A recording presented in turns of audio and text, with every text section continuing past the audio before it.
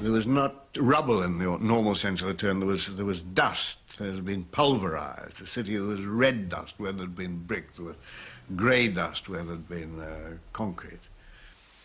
It seemed to me that there couldn't possibly have been any survivors at all, because all was a great waste. People were, they were really dazed. Nobody stopped to speak to anybody else. They were human beings, but you felt that somehow or other they'd become dehumanized human beings. They were sort of robots removed.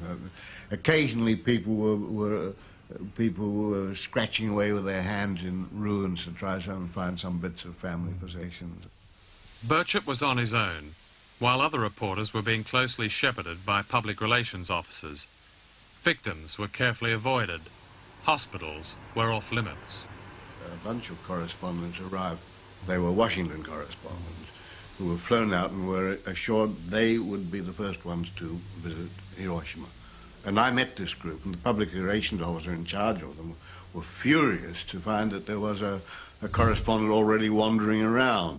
And he actually held a sort of a press conference, a press briefing for his colleagues in Hiroshima at the prefecture.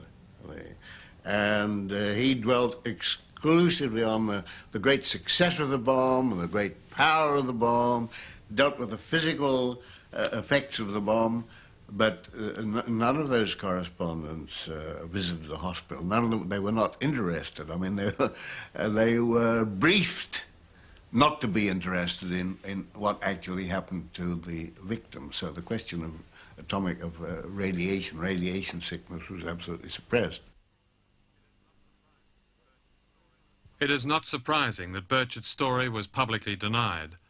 For 3 times as many people died in the 5-year period after the bomb fell on Hiroshima than on the day of the explosion, most of them from the effects of radiation.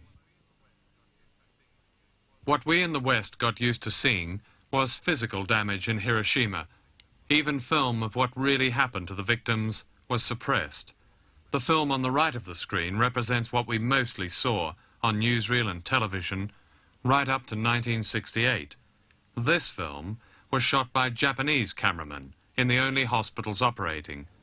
The Japanese film was confiscated and shipped to Washington, where it was classified secret and not released for 23 years. The deputy head of the hospital, Dr. Katsube, explained to me specifically, we don't know what we're dealing with. People come in, the symptoms are standard symptoms of dizziness, loss of appetite, hemorrhage, internal hemorrhage, diarrhea, and then later there are spots and